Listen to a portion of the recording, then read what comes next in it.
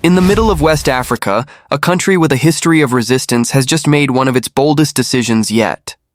Burkina Faso, a nation often overlooked on the global stage, is now at the center of an international storm. Why? Because its military government, led by Captain Ibrahim Traoré, has ordered the immediate shutdown of a project backed by none other than Bill Gates. For years, a research team connected to the Gates Foundation had been working in Burkina Faso, testing genetically modified mosquitoes. The mission was clear: to fight malaria, a disease that kills more than 600,000 people every single year. On paper, it sounded like a miracle, a new technology that could save millions of lives across Africa. But behind the shiny promise, deep fears began to rise. What if these mosquitoes carried unknown risks? What if Burkina Faso became nothing, more than a testing ground for Western science? And so, just weeks ago, the government made its move. The order was simple but shocking. Shut down the project. Destroy every sample. Leave nothing behind. This decision has sent shockwaves across the world. Supporters call it an act of courage, a poor nation standing up against one of the richest men alive. Critics warn it could be a mistake that costs lives, leaving Africa vulnerable to a disease it has fought for centuries. But the real question is, why now? Why did Burkina Faso say no at the very moment the project was ready to move forward? Before we dive into this shocking story, I want to know, what country are you watching this video from? Drop your country in the comments right now. And don't forget to smash that like button if you're ready to see what happens next. Let's see how many countries we can get in the comments. This is not just a science story. It is a battle over power, sovereignty, and the future of Africa itself. In this documentary, we will take you inside the controversial Bill Gates Malaria project. We will uncover what it was, why Burkina Faso rejected it, and what this means for the rest of the continent. From the labs of Ouagadougou to the villages on the front lines of malaria, from global health experts to African leaders, the answers lie in a struggle between hope and fear, science and independence, progress and control. And at the center of it all is one burning question. Was Burkina Faso protecting its people, or rejecting a chance to save them? Stay with us as we begin this journey. To understand why Burkina Faso destroyed this project, we first need to know what it really was. And here is where the story begins to feel less like science, and more like a thriller. The project was called Target Malaria.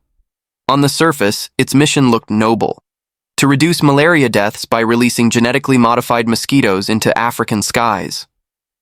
These special mosquitoes were designed to pass on a gene that would slowly collapse the population of malaria-carrying species. In theory, fewer mosquitoes would mean fewer deaths, a miracle for Africa. But hidden beneath the promise were questions that never got full answers. Why was Burkina Faso, one of the world's poorest countries, chosen as the testing ground?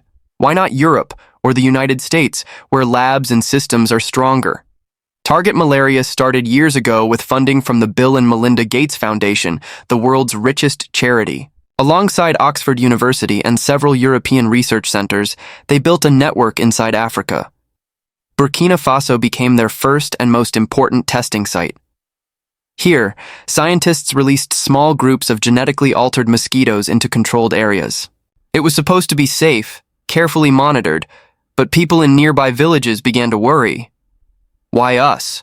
Some asked. Are we part of an experiment? What if something goes wrong? What if this is not really about saving lives, but about testing? Power? And the more villagers questioned, the more suspicion grew.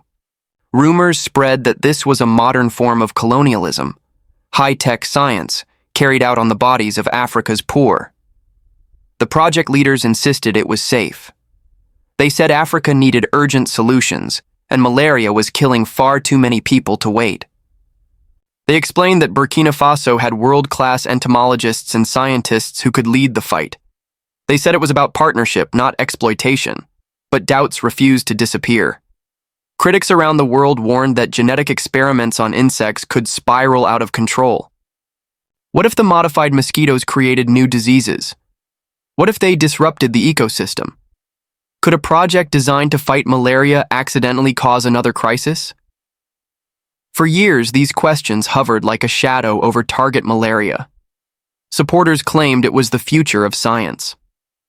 Opponents called it a dangerous gamble, and caught in the middle was Burkina Faso, a country desperate to save its people, but also unwilling to surrender its sovereignty to outsiders. This was the background. A global billionaire's dream. Project, cutting-edge genetic technology, and a poor African nation turned into a testing ground.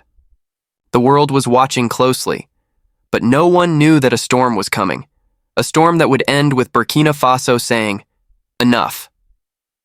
And then, it happened. In early 2024, Burkina Faso's government delivered a stunning order. All genetically modified mosquito research linked to Target Malaria must stop immediately.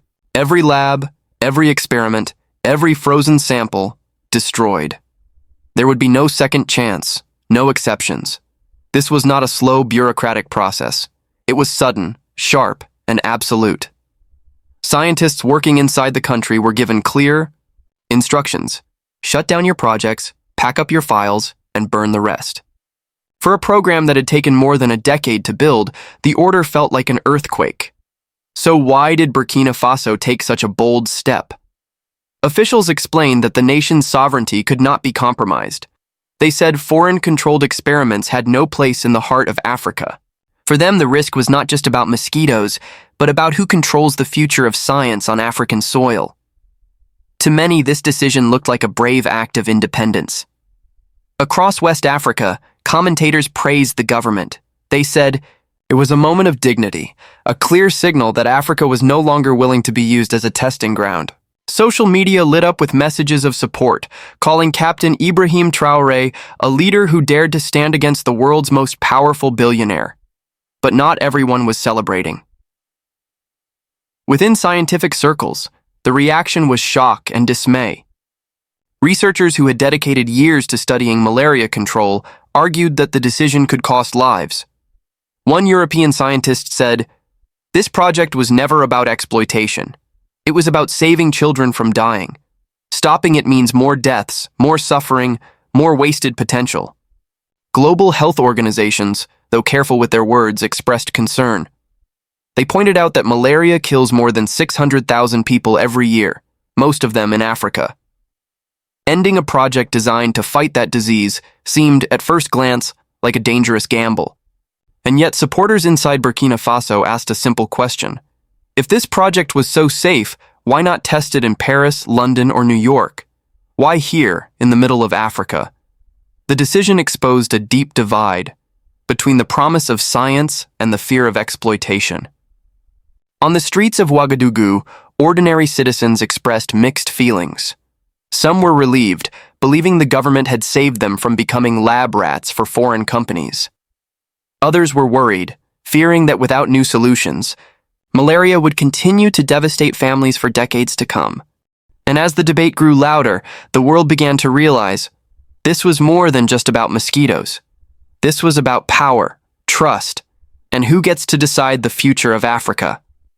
The immediate reactions made one thing clear. Burkina Faso's choice had shaken not only the scientific community, but also the global balance of influence. The Gates Foundation, one of the richest and most influential players in global health, had been directly challenged. It was no longer just a story about science. It was now a story about sovereignty, suspicion, and a small nation daring to stand up against giants. When Burkina Faso pulled the plug on the Gates-backed mosquito project, the story didn't stay in Africa. It exploded across international headlines. From Paris to Washington, from London to New Delhi, journalists rushed to cover what seemed like an impossible headline. One of the world's poorest nations rejects the world's richest man, Major C. European outlets described it as a bold but risky move. In France, where some of the researchers had strong ties, newspapers questioned whether Burkina Faso truly understood the scientific implications. Headlines read, "Sovereignty at Tea." What cost? But at the same time, commentators in Africa called it a historic moment, a case of David standing up to Goliath. In the United States, the reaction was mixed.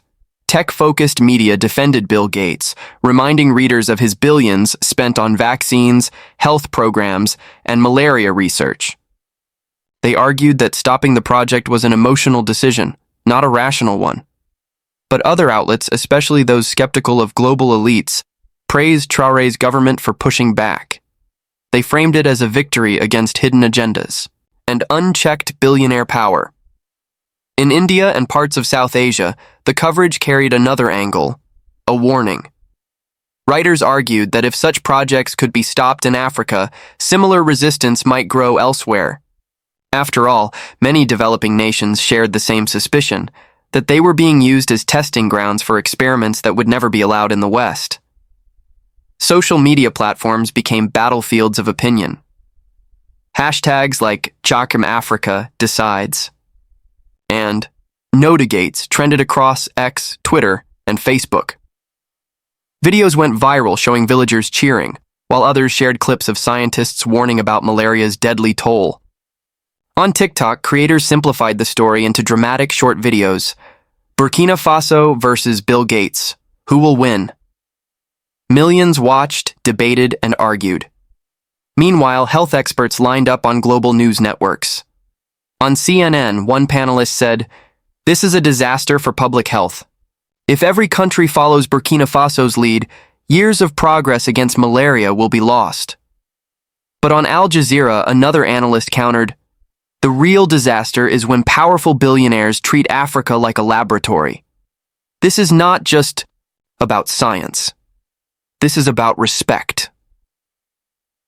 The clash of narratives became as important as the facts themselves. Western donors quietly began to worry. If Burkina Faso could say no, what about Mali? What about Niger? What if a wave of resistance spread across Africa? For the Gates Foundation, the media storm was especially sharp. Some journalists painted Gates as a visionary philanthropist unfairly rejected. Others painted him as a modern empire builder, trying to reshape African societies under the name of science. Both images spread rapidly, often with little middle ground. And then there were the conspiracy theories. On fringe websites and YouTube channels, voices claimed that Burkina Faso had uncovered a secret plot to depopulate Africa. Though unproven, these theories only added fuel to the fire.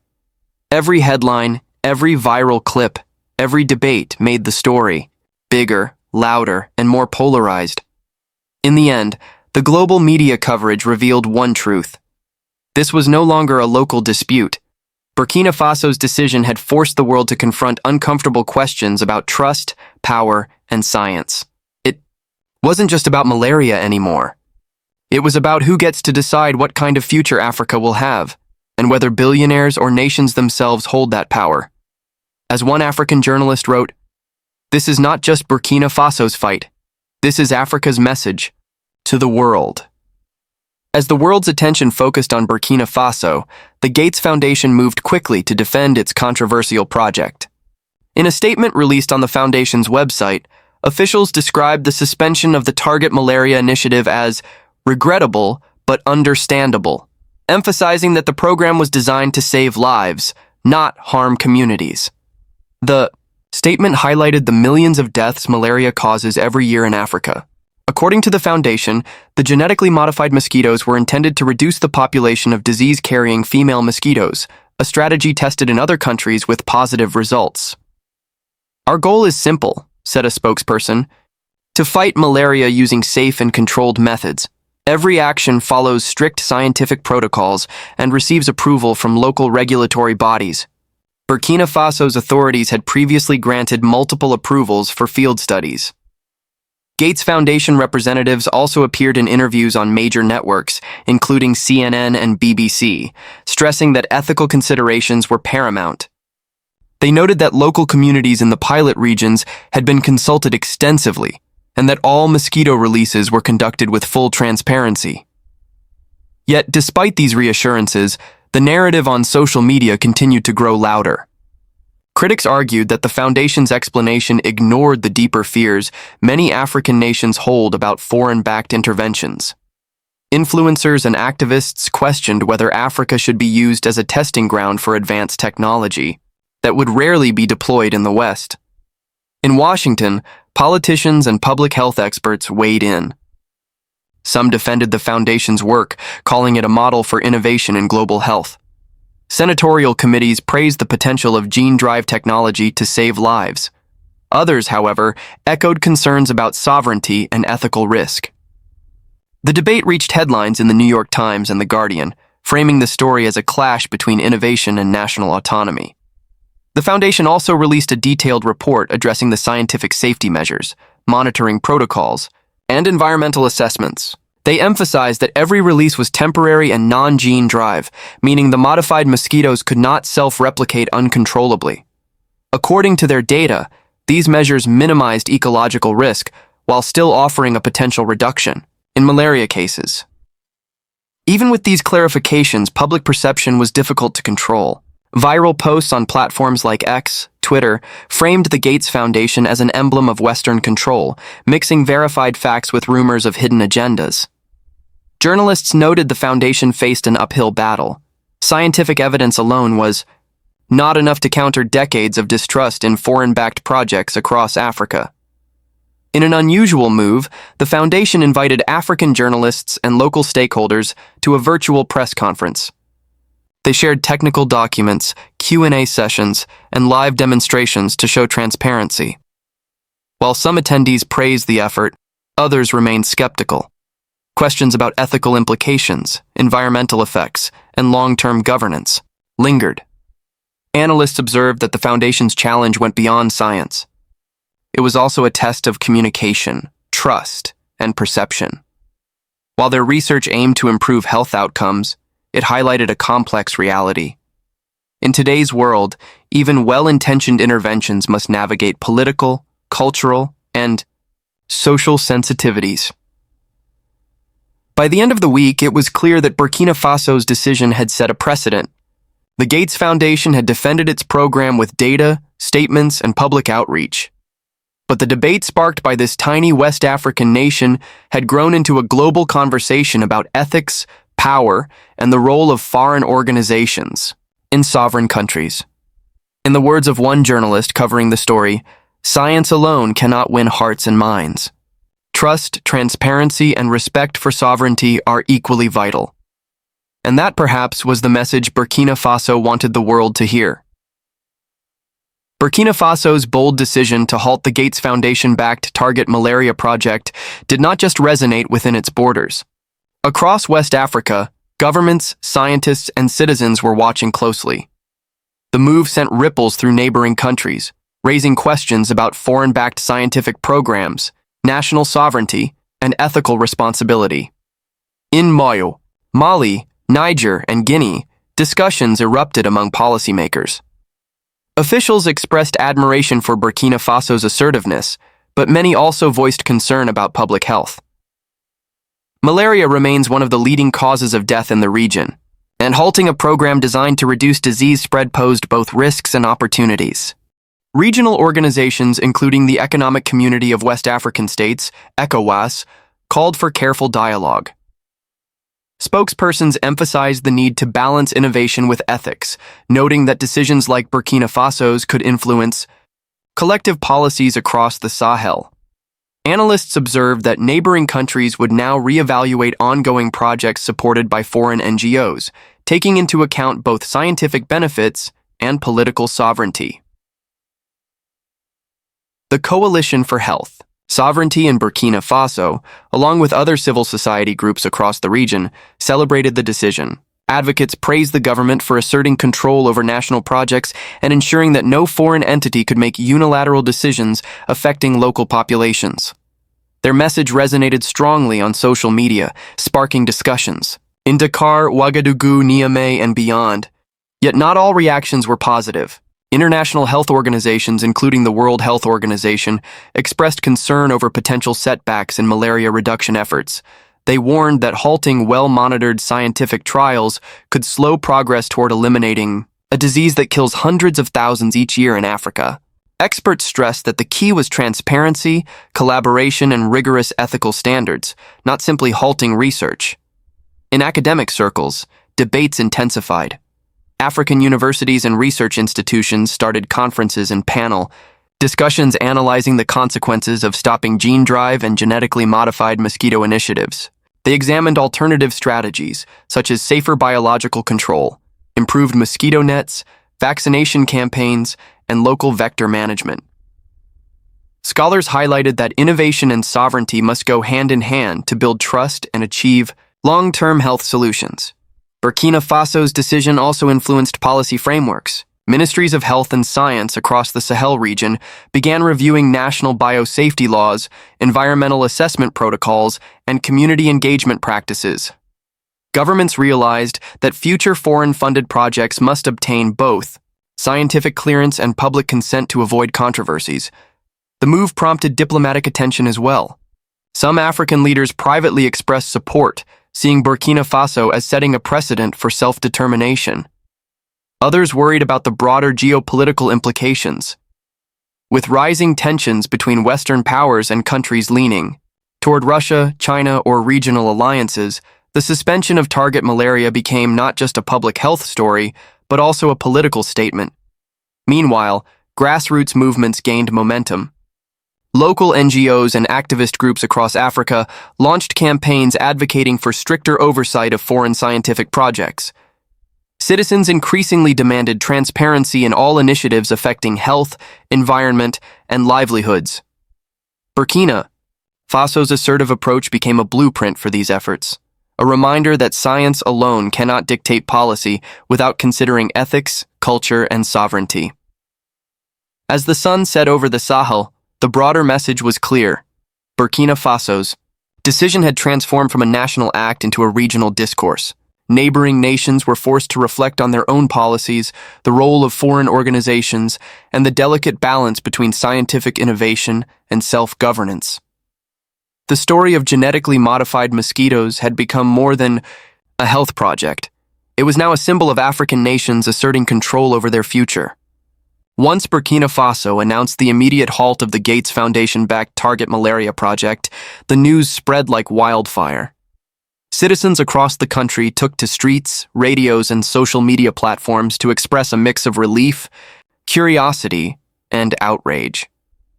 For many, this was not just a health decision. It was a declaration of sovereignty, a statement that foreign influence would not dictate the nation's future. In Ouagadougou and Bobo-Dioulasso, ordinary citizens gathered in small crowds outside local government offices. People raised banners reading, "Our health, our decision, and no to foreign control." Streets buzzed with conversations, debates among friends, families, and neighbors. Some hailed the military government under Ibrahim Traoré as brave defenders of national integrity. Others questioned whether halting the project could unintentionally increase malaria risks. The reaction online was even more explosive. Twitter, X, Facebook, and TikTok became platforms for widespread discussion. Hashtags like Burkina says no, health sovereignty, and stop Target Malaria trended within hours. Citizens shared videos of destroyed mosquito samples, government announcements, and debates on ethical concerns. Across Africa, viewers from Mali, Niger, and Ghana joined the conversation, amplifying the reach of Burkina Faso's message. Activists and NGOs played a major role in shaping public sentiment. The Coalition for Health Sovereignty, along with local environmental groups, praised the decision, calling it a victory for ethics, transparency, and African autonomy. Posts from influencers, bloggers, and commentators highlighted both the ethical and ecological questions raised by genetically modified mosquitoes. They argued that no foreign project should operate without complete national oversight, proper public consultation, and a clear plan for environmental safety. Internationally, reactions were mixed. Pro-Russian and some anti-Western outlets hailed Burkina Faso's move as a strong assertion of independence and a challenge to global control mechanisms. Meanwhile, mainstream Western media presented cautionary perspectives, warning about the potential consequences of halting malaria research. Headlines ranged from Burkina Faso rejects innovative malaria program to could this set back African health progress? The social media storm was more than just commentary. It drove grassroots engagement, with citizens creating infographics, short videos and memes that educated the public on the ethical, environmental, and health implications of genetically modified mosquitoes. Across the Sahel, ordinary people began questioning every foreign-funded project, demanding transparency and public consultation. Schools, universities, and local media channels became arenas for debate.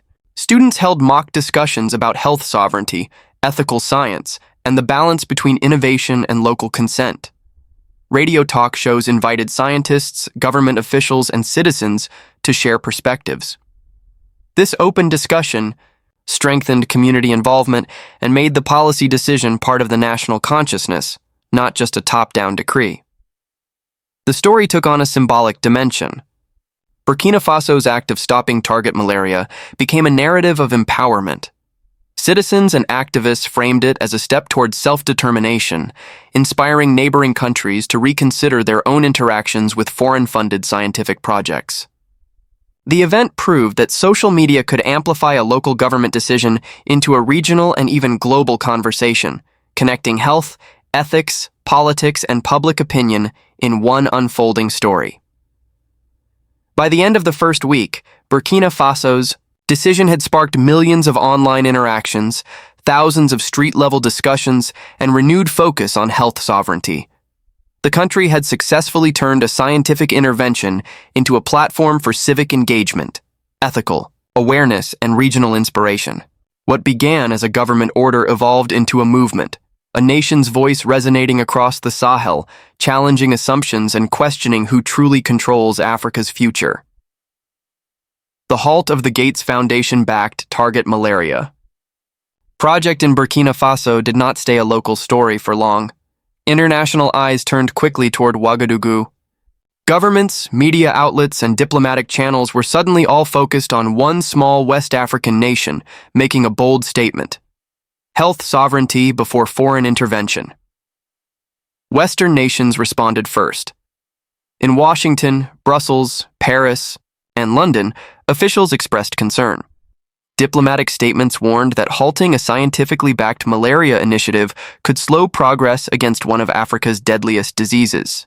Some Western commentators labeled Burkina Faso's move as risky, describing it as a decision that might endanger thousands of lives if malaria spread were not carefully controlled. But the military government under Ibrahim Traoré remained firm. Officials in Ouagadougou emphasized that their decision was not anti-science. Instead, they framed it as a demand for transparency, ethical oversight, and national control. The Ministry of Higher Education and Research issued a detailed statement. All samples of genetically modified mosquitoes will be destroyed according to strict protocols. Burkina Faso will not allow foreign-funded projects to proceed without full accountability and local consent. The West escalated the situation further. Rumors of economic sanctions, freezing of international transactions, and delays in aid began circulating in media reports. Banks reportedly paused certain international payments. Foreign embassies, cautious of political fallout, began reviewing security and operational protocols. Analysts predicted that Burkina Faso might face short-term financial pressure, but the government's public stance appeared unshaken. Meanwhile, non-Western nations responded differently. Moscow, Beijing, Tehran, and Caracas publicly praised Burkina Faso's decision. Diplomatic statements highlighted national sovereignty, ethical responsibility, and African self-determination. Russia called the move a courageous step for the global South. China emphasized that health and technological assistance must respect the autonomy of recipient nations. Venezuela and Iran announced readiness to provide aid and technical support that bypassed traditional Western-controlled channels, offering a lifeline to Burkina Faso's health and development initiatives. International media coverage reflected the division. Western outlets focused on potential risks to public health, framing the narrative as Burkina Faso rejecting innovation. Meanwhile, media in Russia, China, and parts of Africa framed it as a bold stand against foreign dominance and a statement of self-respect.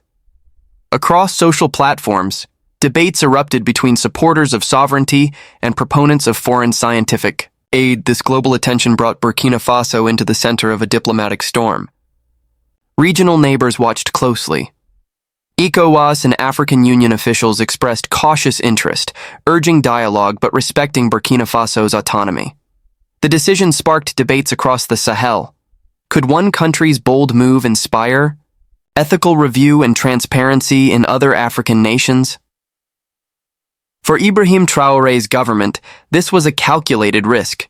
Western threats were real, but so was the opportunity to reshape international relations. By asserting control over foreign projects, Burkina Faso signaled that it would not be a passive participant in international programs. The nation's stance became a blueprint for balancing health innovation with sovereignty, showing that ethical governance could coexist with scientific advancement without compromising national dignity. By the end of the first week, Burkina Faso had successfully transformed a local policy decision into an international narrative. The world had taken notice. Diplomats recalculated, media narratives diverged, and global citizens questioned who truly decides the fate of Africa's future.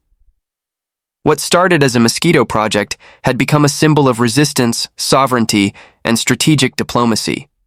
Anyao. The morning of August 24, 2025, Burkina Faso's Ministry of Higher Education and Research moved decisively. Orders were issued to the Target Malaria project team. All genetically modified mosquito samples, held in laboratories across the country, were to be destroyed immediately. The operation was not a simple cleanup.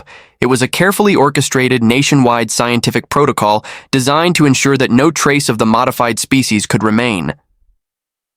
Teams of local scientists, technicians, and military supervisors gathered at each research facility. The atmosphere was heavy with urgency and scrutiny. Samuel Pare, the ministry's chief official, oversaw the operation personally. "We must guarantee that every sample is destroyed in accordance with the strictest safety standards," he said. "Burkina Faso will not tolerate experiments proceeding under foreign influence without accountability." Each laboratory followed a multi-step protocol. First, all mosquitoes were collected into secure containers. Then, chemical neutralization ensured that none could survive outside controlled conditions. Specialized incineration units were used to eliminate all physical remnants. Laboratory equipment was disinfected and sterilized to prevent any accidental release. The process was documented meticulously, with logs, photographs, and video evidence stored in secure government archives. For scientists within Burkina Faso, the operation was both challenging and symbolic. Many had previously collaborated with international teams, contributing to research aimed at reducing malaria. Yet the government's decision highlighted ethical responsibility and national sovereignty. Dr. Ali Tapsoba, a spokesperson for the Coalition Against the Project, explained, "Our scientists are capable, but we will not allow foreign-backed programs to manipulate our environment or our people. This is about ethics, safety, and the future of our nation." While the physical destruction of the mosquitoes was underway, internal scientific teams reviewed the data collected during the project. Reports, genetic analyses, and field observations were scrutinized. Officials were determined to separate useful scientific knowledge from foreign influence. Any lessons learned about malaria prevention were retained, but without continuing participation in the Target Malaria program. This careful approach allowed Burkina Faso to benefit from scientific progress while maintaining complete control over its research priorities. In parallel, the government ensured transparency. Media teams documented the destruction process, sharing images and video clips to reinforce public trust. Local communities, many of whom had participated in prior field studies, were invited to witness parts of the operation. Citizens could see for themselves that no foreign entity could secretly influence the project's outcome. International observers monitored the operation closely. Western media expressed concern over lost scientific data and potential delays in malaria control, while non-Western outlets highlighted Burkina Faso's commitment to sovereignty and ethical governance. Across social media, discussions erupted over the balance between innovation and national control. By nightfall, the operation was complete. Thousands of genetically modified mosquitoes had been safely destroyed. Records were sealed, evidence secured, and protocols archived for future reference. For Burkina Faso, the destruction was more than a scientific measure. It was a symbolic act of independence, a clear statement that the nation would not allow foreign-funded experiments to proceed without full oversight. The story of these destroyed. Mosquitoes would soon travel beyond Burkina Faso, becoming a global case study. Scientists, policymakers, and citizens worldwide would debate the implications. Could a small nation stand against foreign intervention, reshape ethical standards for scientific research? For Ibrahim Traoré's government, the answer was clear. Burkina Faso had chosen its own path, combining knowledge, ethics, and sovereignty in one decisive action. The destruction of genetically modified mosquito samples in Burkina Faso was more than a local action. It sent ripples across Africa and the global health community. Scientists, policymakers, and activists watched closely as a small West African nation asserted its right to determine its own research and public health policies. Malaria remains one of the deadliest diseases on the continent, claiming hundreds of thousands of lives every year. Programs like Target Malaria have been hailed as innovative solutions, promising the reduction of disease through gene editing technologies. Yet Burkina Faso's government raised fundamental questions. Should foreign-funded projects override national consent? Are experimental methods ethically acceptable when the ecological consequences remain uncertain? Ibrahim Traoré's decisive order to halt the project and destroy all samples highlighted these dilemmas. By asserting sovereignty, Burkina Faso challenged the assumption that external organizations can dictate health interventions across borders. Civil society groups, including the Coalition for Health Sovereignty, celebrated the decision as a victory for ethics, transparency, and African self-determination. Globally, reactions were mixed. Western media expressed concern over the halt in malaria research, emphasizing potential delays in innovative interventions. Some feared setbacks in the fight against one of Africa's most persistent killers. Meanwhile, non-Western observers framed the decision as a bold stand against foreign influence, highlighting the importance of ethical oversight and national decision-making. The broader implications extend beyond Burkina Faso. Other African nations now face a precedent. Should they follow suit, prioritizing sovereignty over rapid scientific intervention? Could this inspire a wave of independent decision-making across the continent? Critics argue that halting advanced research could slow progress against malaria. Supporters counter that ethical responsibility, ecological safety, and public consent are equally critical. Burkina Faso's action also ignited discussions about the role of billionaires and foreign organizations in shaping health policy. Programs funded by external actors, even with the best intentions, must balance innovation with respect for local communities. By destroying the samples, Burkina Faso demonstrated that scientific progress cannot come at the expense of national control or public trust. At the African Union and global health forums, experts now debate the future of gene-drive technologies. Should they be pursued universally, or should each nation retain veto power over implementation? The conversation has shifted from pure science to governance, ethics, and sovereignty. Burkina Faso's stand may influence regulatory frameworks, continent-wide, shaping how experimental technologies are evaluated, approved, and monitored. For ordinary citizens, the story is one of empowerment. Communities that previously participated in mosquito release studies now witness their voices being respected. Public engagement in science is no longer tokenistic, it is decisive. Burkina Faso's decision reinforces the idea that health interventions, however advanced, must align with the values, rights, and consent of the people they aim to serve. Ultimately, the destruction of genetically modified mosquito samples represents a pivotal moment for Africa and global health. It underscores the tension between innovation and sovereignty, progress and ethics, foreign influence and self-determination. Ibrahim Traoré's government has drawn a line in the sand. Africa will participate in the future of science on its own terms. The question now is whether the world is ready to listen. As the sun sets over Ouagadougou, the ashes of genetically modified mosquito samples lie burned, a silent testament to Burkina Faso's stand. But this moment is more than just about mosquitoes or malaria. It is about power, ethics, and the future of African nations in a world dominated by foreign influence. Ibrahim Traoré's decision sent a clear message: sovereignty matters. The government of Burkina Faso reminded the world that no matter how promising a technology may seem, the people it aims to serve must have a voice. Decisions imposed from outside, regardless of intention or funding, cannot replace consent, transparency, and national oversight. For Africa, this is a defining moment. Countries across the continent face a choice: continue to allow foreign actors to shape public health, or assert the right to evaluate, approve, and implement solutions according to their own values and ethics. Burkina Faso has shown that ethical responsibility can coexist with scientific progress, that innovation should not come at the cost of autonomy. Globally, the conversation has shifted. Scientists and organizations must now ask themselves, how do we balance ambition with respect?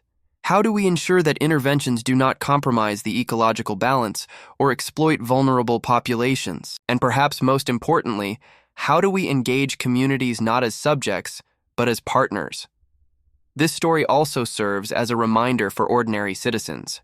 Your voice, your concerns, your consent matter. The decisions of governments and scientists affect lives, ecosystems, and futures. Awareness, dialogue, and scrutiny are not optional. They are essential. Burkina Faso's people, who once saw swarms of experimental mosquitoes released in their villages, now witness the power of collective action, national decision-making, and ethical courage. The destruction of the Target Malaria samples is symbolic. It is a signal that the pursuit of knowledge must be accompanied by wisdom, that progress without ethics can become oppression. It challenges the global community to rethink priorities. Health should heal, not control. Research should enlighten, not dominate. As we look ahead, the question remains: will other nations follow Burkina Faso's example, balancing science with sovereignty, progress with conscience? Or will the pressures of global influence continue to shape decisions behind closed doors? For now, Burkina Faso has drawn a line. It is a line of principle, of courage, of accountability. And as the world watches, one thing is certain: the future of Africa will not be written by foreign hands alone. It will be shaped by Africans themselves, aware, engaged, and unafraid to defend their rights.